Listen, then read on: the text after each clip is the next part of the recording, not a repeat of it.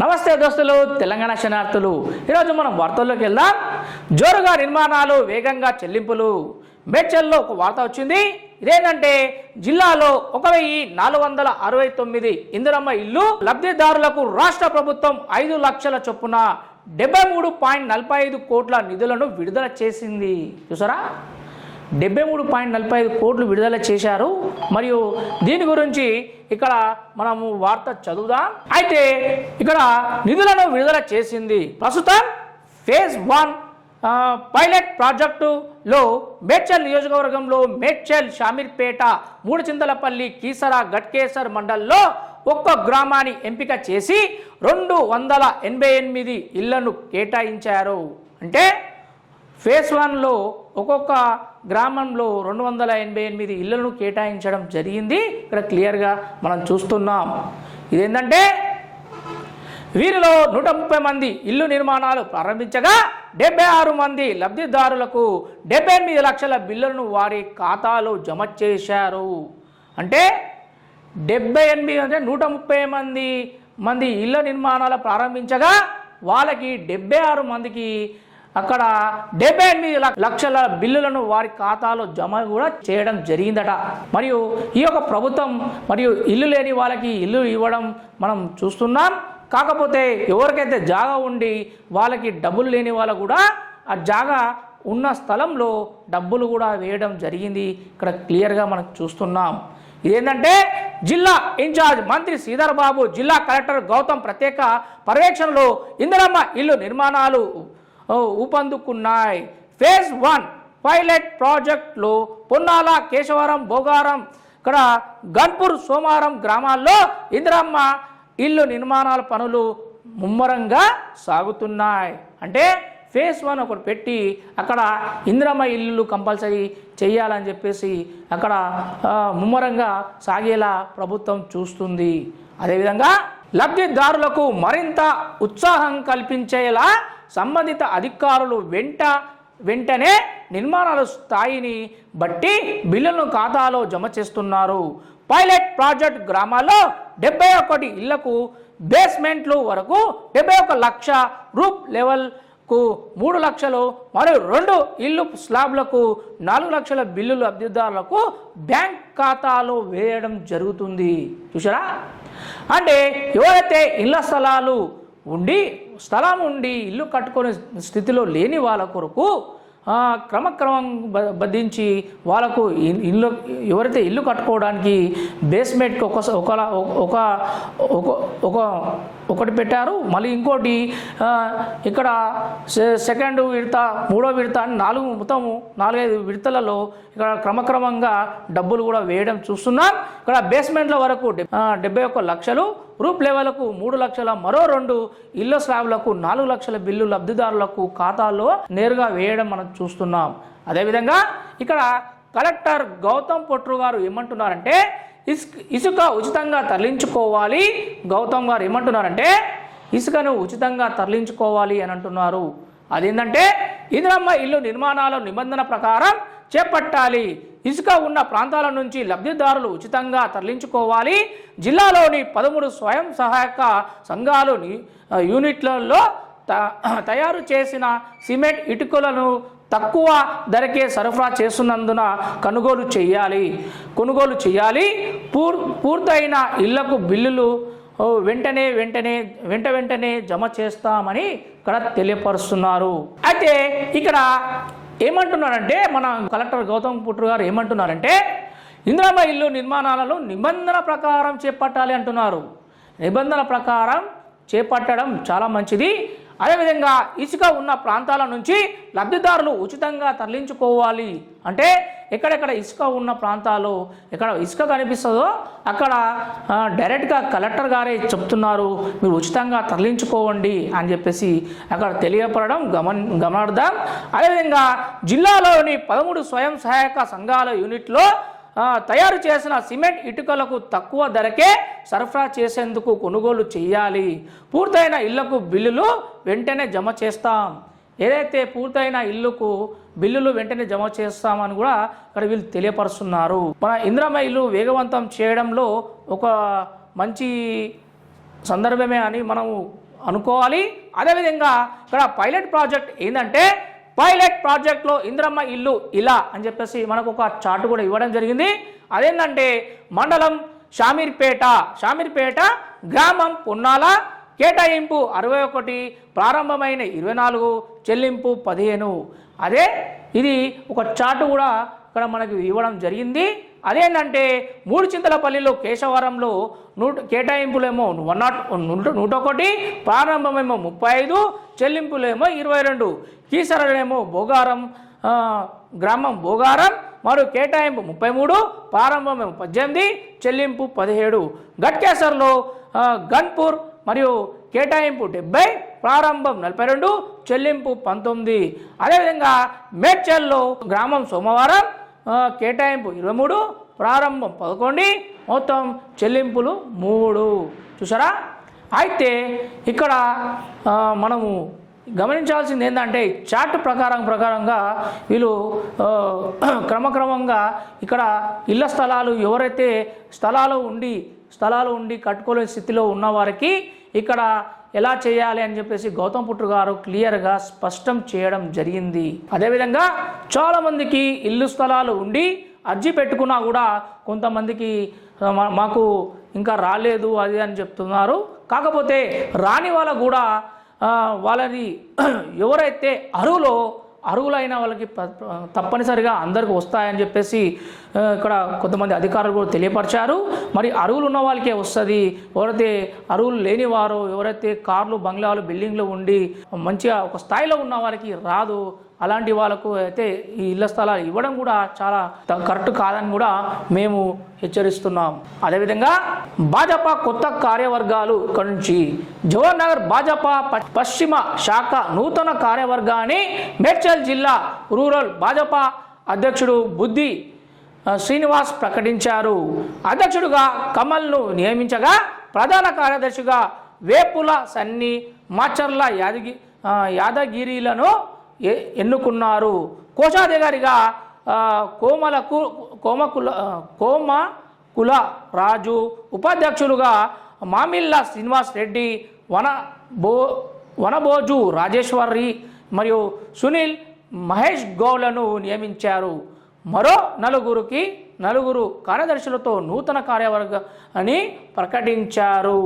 Jawahar Nagar Bhajapa incharge ఏనుగు సుదర్శన్ రెడ్డిలతో కలిసి నియామక పత్రాన్ని అందజేశారు. అయితే ఇక్కడ మనం చూసినట్లయితే భాజపా కొత్త కార్యవర్గ సభ్యులు నిన్న ఎన్నుకోవడం జరిగింది. అదేవిధంగా ఏనుగు సుదర్శన్ రెడ్డి ఎవరైతే ఉన్నారో అతని ప్రేమియంతో ఇది జరిగింది. అదేవిధంగా ఏఎస్ఆర్ డివిజన్ భాజపా నూతన కార్యవర్గాన్ని పార్టీ డివిజన్ అధ్యక్షురాలు తుమ్మల సౌందర్య మంగళవారం ప్రకటించారు. పార్టీ డివిజన్ ఉపాధ్యక్షులుగా మున్నూరు శివకామేశ్వరి మరియు తుమ్మల నాగేశ్వర్ ప్రసాద్, పి ప్రభాదాస్, బి రాజు యాదవ్ ప్రధాన కార్యదర్శిగా, కె ఉమా సిద్ధూరి సంపత్ రావు కార్యదర్శిగా, జి సాయి వికాస్, వి మురళీదేవ్, డి సాయి ప్రసాద్, గుగ్గుల్ లోత్ లలిత మరియు కోశాధికారిగా టి వేణుగోపాలరావు నియమితులయ్యారు.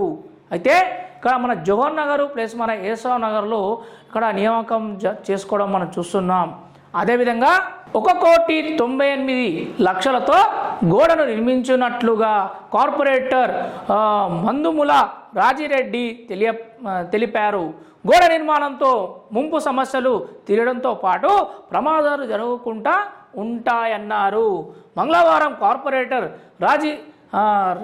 రజితారెడ్డి, ఈఈ హరిలాల్, డిఈ వెన్నెలతో కలిసి నాలాను పరిశీలించారు. వీరందరూ కలిసి అక్కడ నాలకు గోడ కట్టడంతో అక్కడ దానికి డబ్బుల గురించి ఇక్కడ 1,98,00,000 ఇవ్వడంతో ఇక్కడ వాళ్ళు కాళీవాసులు హర్షం వ్యక్తం చేశారు. అందులో రజితారెడ్డి తెలిపారు.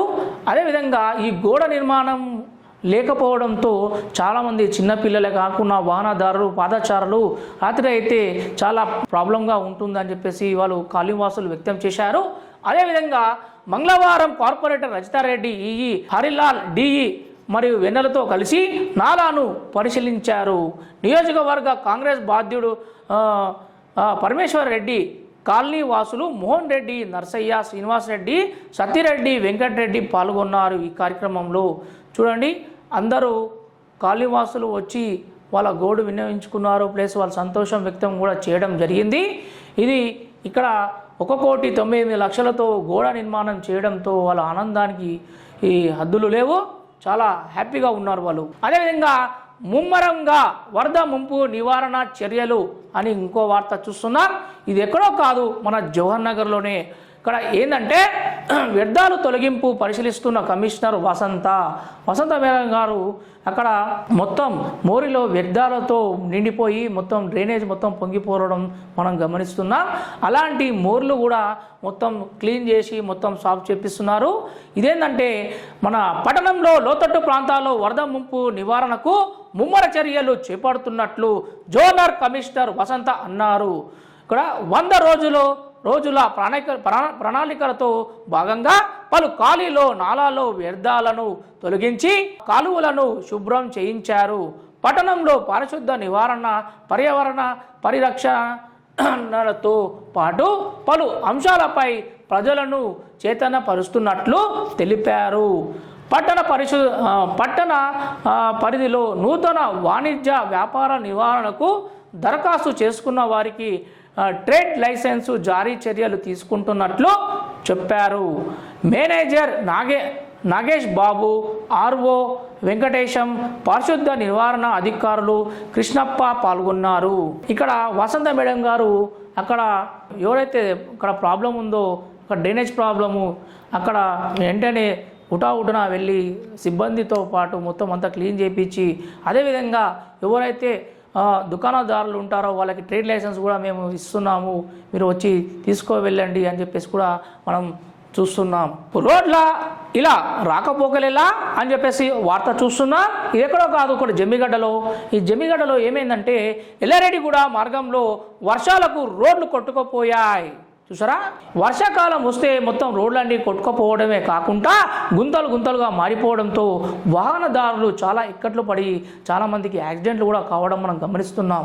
అదేవిధంగా ఇక్కడ మనం వార్త చూసినట్లయితే ఈ వార్త ఏంటంటే ఎల్లారెడ్డిగూడ మార్గంలో వర్షాలకు రోడ్లు కొట్టుకుపోయాయి, గుంతలు పడి చింద్రమైన రోడ్లపై వెళ్లేందుకు వాహనదారులు ఇబ్బందులు పడుతున్నారు.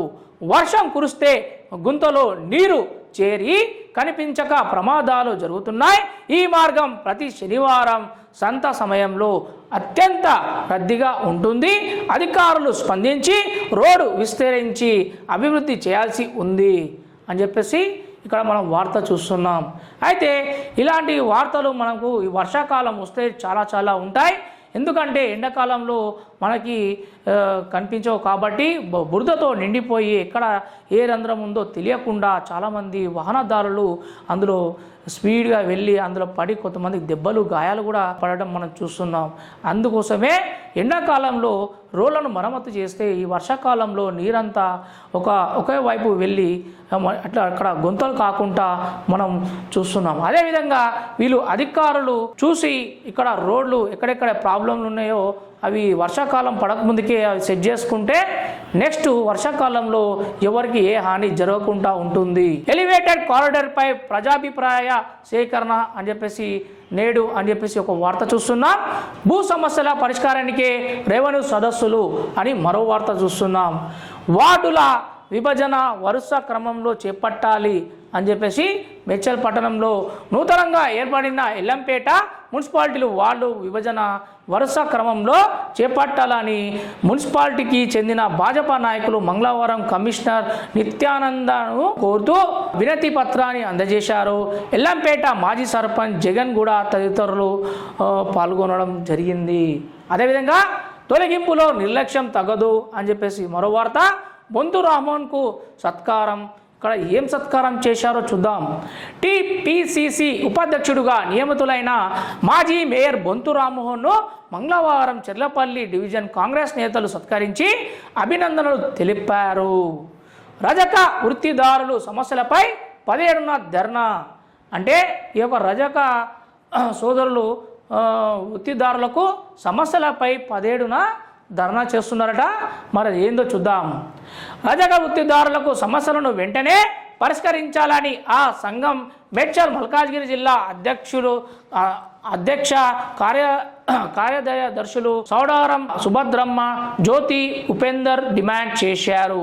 న్యాయమైన డిమాండ్ పరిష్కారానికి ఈ నెల 17న నాగారంలో ఇందిరా పార్క్ వద్ద తలపెట్టిన ధర్నాను జయప్రదం చేయాలని పిలుపునిచ్చారు. ధర్నాకు సంబంధించిన కరపత్రాలను మంగళవారం ఉప్పల్లో ఆవిష్కరించారు. సంఘం నాయకులు పాల్గొన్నారు. రజక వృత్తిదారులు సమస్యలపై 17న ధర్నా మనం వేచి చూడాలి. అదేవిధంగా సన్న బియ్యం సన్నద్ధత లోపం అని చెప్పేసి మరో వార్త చూస్తున్నాం. సన్న బియ్యం సన్నద్ధత లోపం అని చెప్పేసి ఈ వార్త ఏంటంటే, రేషన్ దుకాణం వద్ద లబ్ధిదారులు పడిగాపులుగా ఉన్నారు. వర్షాకాలంలో లబ్ధిదారులు ఇబ్బందులు పడొద్దని జూన్, జూలై, ఆగస్టు నెలలో సంబంధించిన రేషన్ బియ్యం ఈ నెల 1వ తేదీ నుంచి పంపిణీ చేస్తున్నారు. అసలే సన్న బియ్యం ఆపై పోర్టబిలిటీ ఉన్నందున ఎక్కడ తమ సమీప దుకాణాలలో బియ్యం అయిపోతాయని లబ్ధిదారులు, చౌకాదారులు, దుకాణదారులు వరుస కడుతున్నారు. ఒకేసారి లబ్ధిదారులు పోతేయడంతో సర్వర్ సమస్యలు, ఇబ్బందులు ఎదురవుతున్నాయి. జిల్లా పరిధిలో రేషన్ దుకాణాల్లో ఒకేసారి 3 నెలల బియ్యం నిల్వ చేయడానికి అవసరమైన స్థలం లేకపోవడంతో మొదటి విడతలలో ఒక్కో డీలర్కు ఒక్కో నెలకు సరిపడ్డ బియ్యాన్నే ఎంఎల్ఎస్ పాయింట్లు నుంచి సరఫరా చేస్తున్నారు. ఇప్పుడు మొన్నటిదాకా ఏముందంటే నెలకెళ్ళి బియ్యం సరఫరా చేసుకునే వాళ్ళు అవి ఎన్నో వచ్చినా 6 కిలోలు వచ్చినా 12 కిలోలు వచ్చినా 5 కిలోలు మొత్తం ఒక 26 కిలోలు వచ్చినా కూడా వాళ్ళు ఏం చేసేవాళ్ళు అంటే అప్పటిదప్పుడే 1 నుంచి 15 తారీఖు లోపల 1 నెల బియ్యం కాబట్టి వెళ్ళి తెచ్చుకునేవాళ్ళు. కాకపోతే సర్వర్ ప్రాబ్లం ఎందుకు వస్తుందంటే మొత్తం 3 నెలల బియ్యం ఒకటేసారి ఇవ్వడంతో చాలా ఇబ్బందిగా గురవుతుంది. సర్వర్ ప్రాబ్లం వల్ల చాలామందికి డేట్లు పెట్టడం జరుగుతుంది. అయితే కొంతమందికి అయితే టోకన్ సిస్టమ్ ఇస్తున్నారట. 1 నుంచి 10 నుంచి 20 టోకన్లు ఇచ్చి వాళ్ళు మార్నింగ్ 20 ఈవినింగ్ 20 అని అట్లా ఇస్తున్నారట కొన్ని రేషన్ దుకాణాలలో. అదే టైంకి ఆ టోకన్లు తీసుకొని లైన్లో నిలబడకుండా బియ్యం తీసుకొని వెళ్ళాల్సిందిగా కోరుతున్నారు. అదేవిధంగా అట్లా కూడా చాలా ఇబ్బందిగా అవుతుందని ఇక్కడ పేర్కొన్నారు. లబ్ధిదారులు పోటెడడంతో సర్వర్ సమస్యలతో ఇబ్బందులు ఎదురవుతున్నాయి.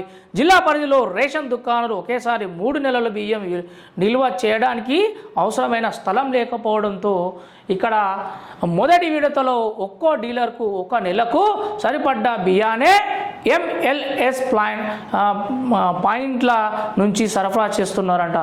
ఎంఎల్ఎస్ పాయింట్ల నుంచి సరఫరా చేయడం జరుగుతుంది. అదేవిధంగా లబ్ధిదారులకు మాత్రం 3 నెలల రేషన్ ఇస్తుండడంతో దుకాణాల వద్ద రద్దీ పెరుగుతోంది. అయితే సమస్య ఏంటంటే ఇక్కడ సమస్య గురించి చెప్తున్నారు. అది ఏంటంటే 3 నెలల రేషన్ బియ్యం ఒకేసారి పంపిణీ చేయాల్సి ఉన్నా అందుకోసం పౌర సరఫరాల శాఖ పూర్తి స్థాయిలో సమయత్తుమైనట్లు కనిపించడం లేదు.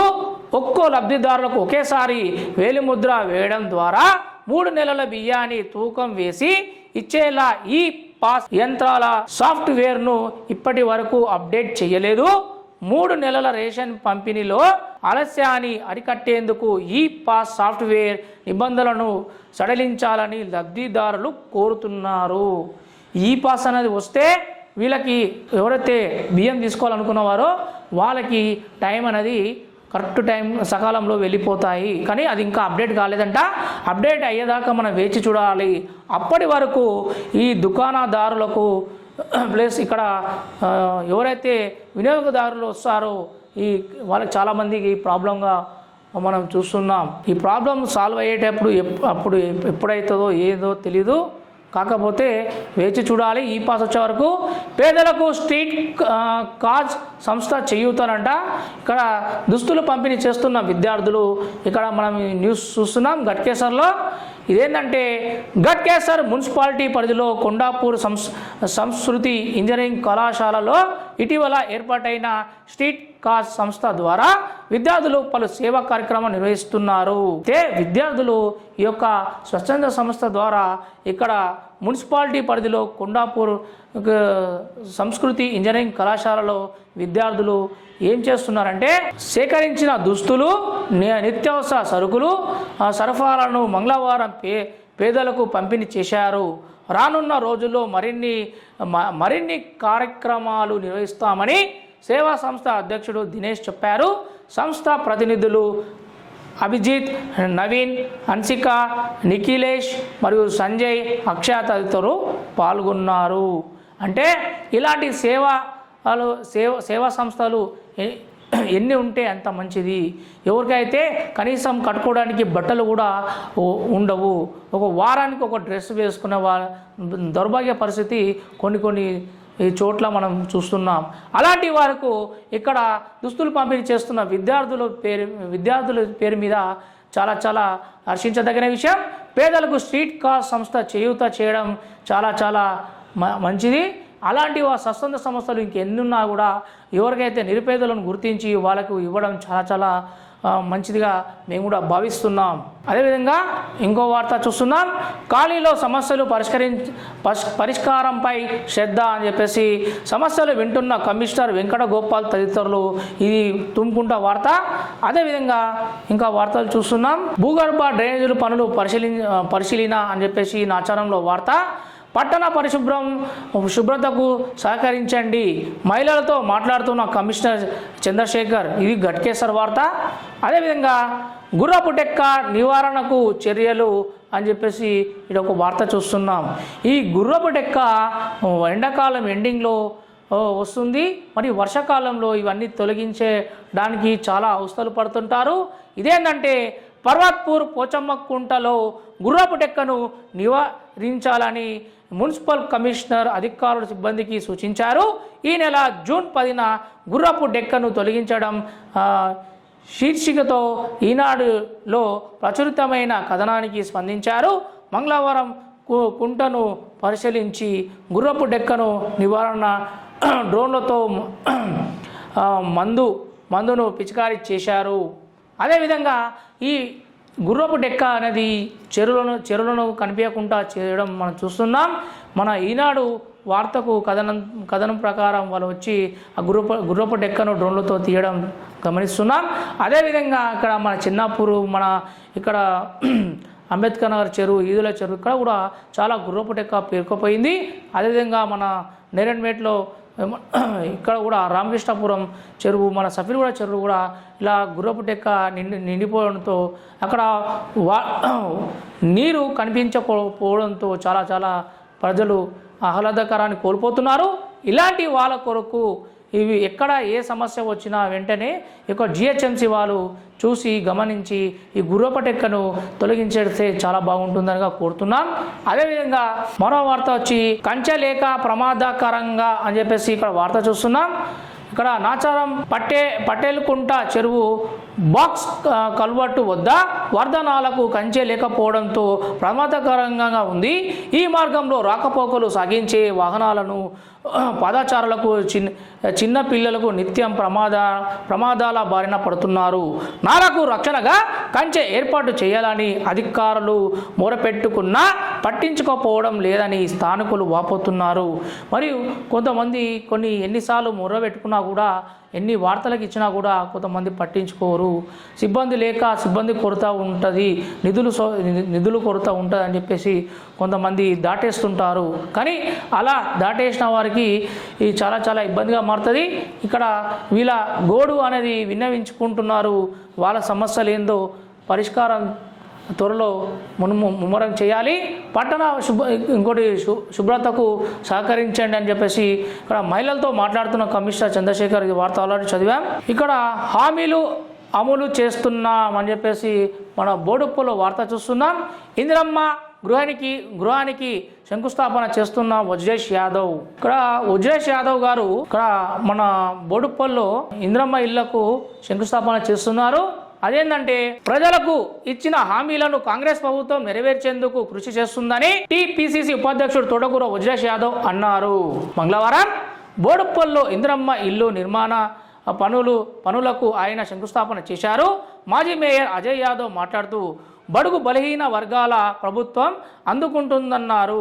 నగర పాలక సంస్థ కమిషనర్ శైలజ, మాజీ కార్పొరేటర్ నరసింహారెడ్డి, చందర్ గౌడ్, సుమన్ నాయక్, సీనియర్ నాయకుడు రాపోలు రాములు, బి బ్లాక్ ప్రధాన కార్యదర్శి కిషోర్ గౌడ్, ధనగల్లా యాదగిరి తదితరులు పాల్గొన్నారు. చూసారా, ఇక్కడ శంకుస్థాపన చేయడమే కాకుండా అతి వేగంగా పనులు జరగాలని చెప్పేసి వాళ్ళు కోరుకుంటున్నారు. ఇందులో బి బ్లాక్ ప్రధాన కార్యదర్శిగా కిషోర్ గౌడ్ గారు, యాదగిరి తదితరులు పాల్గొన్నారు.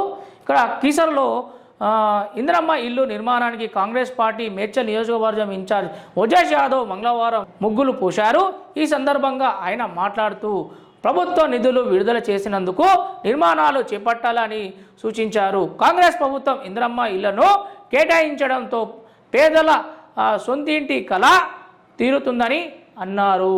అదేవిధంగా కీసర మండలం కాంగ్రెస్ అధ్యక్షుడు కృష్ణ యాదవ్, దమయగూడ మున్సిపల్ కమిటీ అధ్యక్షుడు రామారావు తదితరులు పాల్గొన్నారు. ఈ ఇందిరమ్మ ఇల్లులు ఎవరైతే లేని వారు ఉంటారో అరులైన వారికి ఇస్తే ఉంటుంది. కాకపోతే కాంగ్రెస్లో ఉన్న ఏళ్ళ తరబడి కార్యకర్తలు ఎవరైతే పనిచేస్తున్నారో వాళ్ళకి ఇవ్వాలి, ఉన్నోనికే ఇవ్వాలంటే కష్టం. లేనని కూడా గమనించి ఇక ఇందిరమ్మ ఇల్లు ఇస్తే చాలా చాలా బాగుంటుంది.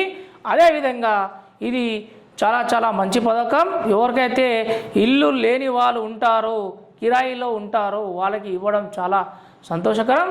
ఇక్కడ వేతన సవరణ లేక బతుకులు దుర్భరం అని చెప్పేసి ఇంకో వార్త చూస్తున్నాం.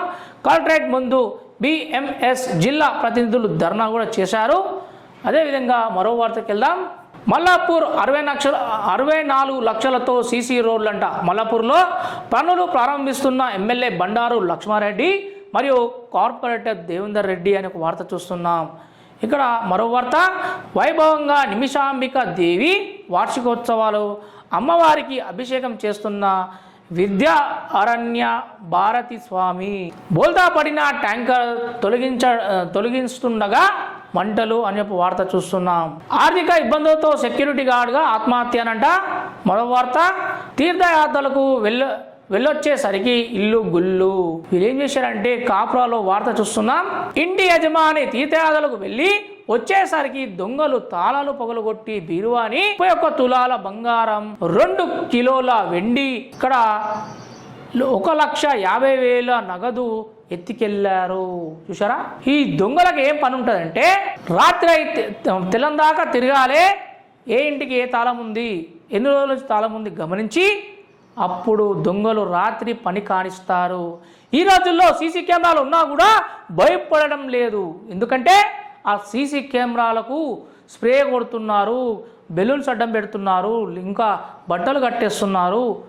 అలా మరి దౌర్భాగ్య పరిస్థితి ఏర్పడడం మనం గమనిస్తున్నాం. అదేంటంటే దాదాపుగా 31 తులాల బంగారం, 2 కిలోల వెండి, 1,50,000 నగదు పైసలు కూడా వెతికెళ్లారంటే వాళ్ళు ఎంత ధైర్యంగా ఉన్నారంటే దొంగలు చూడండి. Kapra circle HB colony phase 2లో LIG 301 ఇంటి మొదటి అంతస్తులో పి రవీందర్ భార్య లలిత నివాసం ఉంటున్నారు. రవీందర్ కుషాయిగూడలో మెడికల్ షాప్ను నిర్వహిస్తున్నాడు. కింది వాటాను అద్దెకు ఇవ్వగా 2 అంతస్తులో ఆయన సోదరుడు నివాసం ఉంటున్నారు. కుమార్తెకు వివాహం చేసేందుకు సన్నాహాలు చేస్తున్నారు. వీరు ఈ నెల 5న ఇంటికి తాళం వేసి కుటుంబ సభ్యులతో తీర్థయాత్రకు వెళ్ళారు.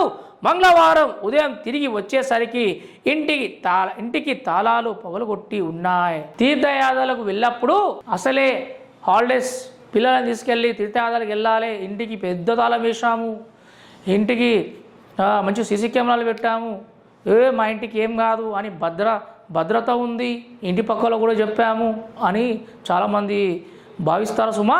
అలాంటి భావన ఉండొద్దు. ఇంట్లో మీ ఇంటికి వెళ్ళినప్పుడు బంగారం ఏదైనా ఉంటే మీ బ్యాంక్ లాకర్లో వేసుకోండి, లేదంటే మీ తల్లిగారి కన్నా మీ అక్క చెల్లెలకి ఎవరైతే నమ్మకస్తుగా ఉంటారో వాళ్ళకి ఇచ్చి వెళ్తే ఇలాంటి ప్రభుత్వం ఇలాంటి ప్రాబ్లం రాకుండా ఉంటుంది.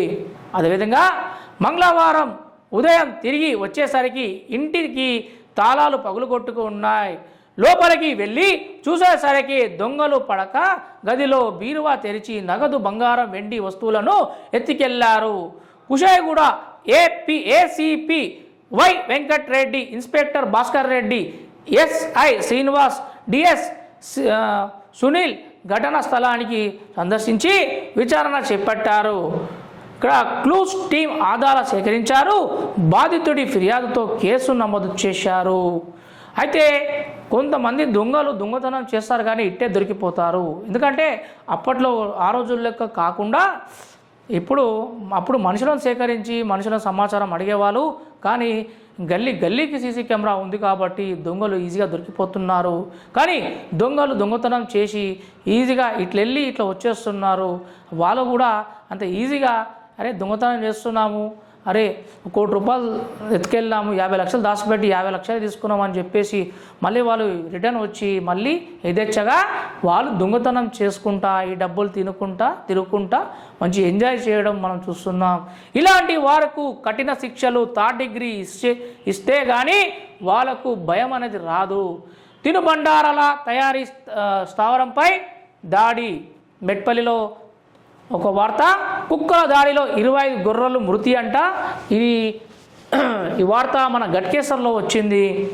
గట్కేసర్ మున్సిపాలిటీ మార్పల్లి గూడకు చెందిన మేకల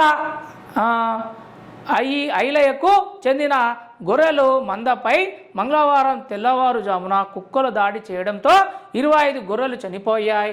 గొర్రెలు పెంపకమే జీవనాధారమని 2 లక్షల వరకు విలువ చేసే జీవాలు చనిపోయినట్లు వాపోయాడు.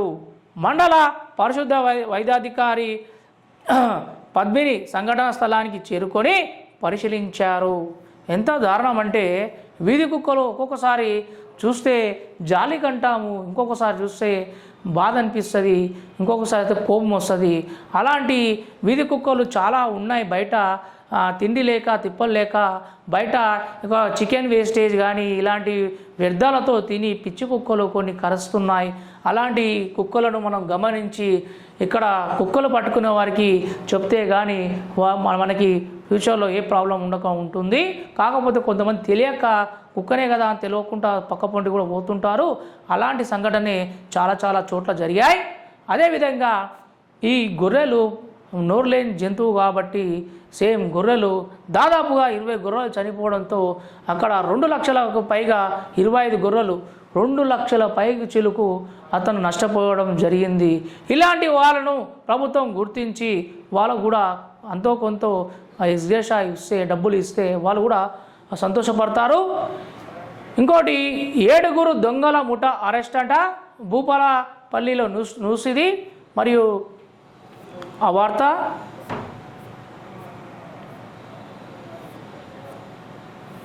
ఓకే, ఇప్పుడు మనం లోకల్ వార్తల్లోకి వెళ్దాం. అయితే మనం లోకల్ వార్తలు ఈరోజు ఏమున్నాయంటే సాంకేతికతకు అనుగుణంగా పాత్రికేయులకు శిక్షణ ఎంతో అవసరం, media academy chairman Srinivas Reddy అని ఇక్కడ మనం మొన్న మీటింగ్ అయింది. అదేవిధంగా మనం వార్త చూస్తున్నాం. అయితే ఈ వార్త ఏంటంటే మారుతున్న సాంకేతికతకు అనుగుణంగా తాము అప్డేట్ చేసుకుంటే తమ వృత్తిలో రాణించేందుకు పాత్రికేయులకు ఇలాంటి శిక్షణ తరగతులు ఎంతోగానో ఉపయోగపడతాయని media academy chairman Srinivas Reddy అన్నారు. మంగళవారం నాంపల్లిలోని మీడియా అకాడమీ నిర్వహిస్తున్న మేడ్చల్ మల్కాజ్గిరి జిల్లా పాత్రికేయులు శిక్షణ తరగతులు ముగింపు కార్యక్రమంలో మేడ్చల్ మల్కాజ్గిరి జిల్లా అదనపు collector Vijender Reddy, media academy secretary వెంకటేశ్వరరావులతో కలిసి media academy chairman Srinivas Reddy హాజరైనారు. ఈ సందర్భంగా ఏమంటున్నారంటే ఈరోజు పాత్రికేయులు అప్డేట్ కావాలి. పాత చింతకాయ పచ్చడి లేక మనము అరే ఫోటో తీసుకున్నాం కదా, మనం వార్త రాసుకుంటామనే కాకుండా అప్డేట్ కావాలని చెప్పేసి తను చెప్తున్నారు. ఏం చెప్తున్నారంటే ఈ సందర్భంగా చైర్మన్ మాట్లాడుతూ సామాజిక బాధ్యత విలువలతో కూడిన వృత్తి జర్నలిజం అని, నిజాయితీ పారదర్శకతో ప్రజలకు సేవ చేయాలనే ఉద్దేశంతో జర్నలిస్టులు విధులు నిర్వహిస్తున్నారు అని అన్నారు. నూతన టెక్నాలజీని వినియోగించుకొని పాఠకులను ఆకర్షించే విధంగా వార్తలను సేకరించాలన్నారు. పత్రికా రంగంలో వచ్చిన నూతన చట్టాలపై చైర్మన్ పాత్రికేయులకు అవగాహన కల్పించారు. మేడ్చల్ మల్కాజ్గిరి జిల్లా అదనపు కలెక్టర్ విజేందర్ రెడ్డి మాట్లాడుతూ ఇలాంటి శిక్షణ తరగతులు సద్వినియోగం చేసుకొని తమ వృత్తిలో నైపుణ్యం పెంచుకొని సమాజం పట్ల తమ వంతు బాధ్యతలను పాత్రికేయులు నిర్వహించాలన్నారు. అంటే ఇంకా అప్డేట్ అయితే ఎవరికైతే మన న్యూస్ రీడింగ్ కోసం పోతున్నారో, ఎక్కడైతే మన విజువల్ తీసుకొని పోతున్నారో అక్కడ మీరు అప్డేట్గా ఉండాలని చెప్పేసి సీనియర్ జర్నలిస్ట్ అటువంటి ఏమైనా మన శ్రీనివాస్ రెడ్డి గారు తెలియపరిచారు. అదేవిధంగా ఇక్కడ మేడ్చల్ మల్కాజ్గిరి జిల్లా అభివృద్ధి పురోగతిపై అదనపు కలెక్టర్ మాట్లాడుతూ జిల్లా ప్రస్తుతము 70% జిహెచ్ఎంసి పరిధిలో మారడం జరిగిందని అన్నారు. జిల్లాలో ఇందిరమ్మ ఇల్లు, ధాన్యం కొనుగోలు, 3 నెలలకు సరిపడ్డ సన్నబియ్యం పంపిణీ వంటి ప్రభుత్వ పథకాలు కొనసాగుతున్నాయని, పథకాలు పురోగతిపై వివరణ ఇచ్చారు. అనంతరం అదనపు కలెక్టర్ పాత్రికేయులు అడిగిన ప్రశ్నలకు సమాధానాలు ఈ శిక్షణ కార్యక్రమానికి హాజరైన జర్నలిస్ట్ చైర్మన్ సర్టిఫికేట్లు అందజేశారు. శిక్షణ తరగతులకు తెలంగాణ రాష్ట్ర వర్కింగ్ జర్నలిస్ట్ సంఘం మేడ్చల్ జిల్లా అధ్యక్షులు గడ్డమీద బాలరాజ్ సమన్వయ కర్తగా వ్యవహరించిన ఈ కార్యక్రమంలో సీనియర్ జర్నలిస్ట్ శిక్షణ తరగతులను బోధించారు. కార్యక్రమంలో జిల్లా కార్యదర్శి వెంకట్ రామరెడ్డి, జిల్లాలోని జవహర్ నగర్ మున్సిపల్ కార్పొరేషన్ పరిధిలోంచి సీనియర్ జర్నలిస్టు నరసింహ, తూటి శ్రీనివాస్, పందిరి శ్రీనివాస్, కోలిపాక లక్ష్మణ్, కుమారస్వామి, ఎల్లయ్య, రమేష్ చారి, భిక్షపతి తదితరులు పాల్గొనడం జరిగింది. అంటే ఇప్పుడు ఈ రోజుల్లో ఉన్న టెక్నాలజీకి సంబంధించిన ఏదైతే టెక్నాలజీ చేంజ్ అయిందో అలానే మనం వివరించాలి, అలానే ఉండాలి అని చెప్పేసి ఇక్కడ మన శ్రీనివాస్ రెడ్డి గారు మీడియా అకాడమీ చైర్మన్ గారు తెలియపరిచారు. మన నవ తెలంగాణలో నేను వార్త చూస్తున్నాం. ఇదేంటంటే రాడ్తో కొట్టిన భార్యను చంపిన భర్త అని చెప్పేసి వార్త చూస్తున్నాం. ఈ వార్త ఎక్కడో కాదు, మన కార్మిక నగర్ జవహర్ నగర్లోనే నిన్న నైట్ అక్కడ జరిగింది. నిన్న నైట్ నేను కూడా స్వయంగా అక్కడికి వెళ్ళాను. రాత్రి 12 అయింది. అక్కడ హాస్పిటల్లో, ఆదిత్య హాస్పిటల్లో ఉన్నాం మేము.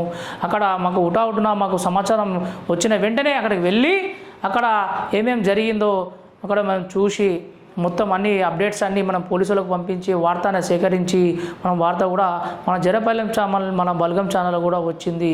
అదేవిధంగా రాడ్తో కొట్టిన భార్యను భర్త చంపిన సంఘటన జవహర్ నగర్ పోలీస్ స్టేషన్ పరిధిలో చోటు చేసుకుంది. పోలీసులు తెలిపిన వివరాల ప్రకారం కార్మిక నగర్లో నివాసం ఉంటున్న అశోక్, సోని ప్రేమ వివాహం చేసుకున్నారు. ఇక్కడ దంపతులు మధ్య విభేదాలు రావడంతో సోని తల్లిదండ్రులు కేసు పెట్టారు. దాంతో అశోక్ జైలుకు వెళ్ళి వచ్చాడు. వారి సంతానంగా కూతురు, బాబు ఉన్నారు. కూతురిపై లైంగిక దాడి చేశాడని మళ్ళీ కేసు పెట్టడంతో అతని మళ్ళీ జైలుకు వెళ్ళి వచ్చాడు. ఇదంతా మనసులో పెట్టుకొని అశోక్ మంగళవారం తన భార్యని సోనిని రాడ్తో కొట్టడంతో అక్కడికక్కడే ఆమె మరణించింది. ఆమె అసలైన పేరు సౌందర్య, కాకపోతే అలియాస్ సోని అని పిలవడం జరుగుతుంది.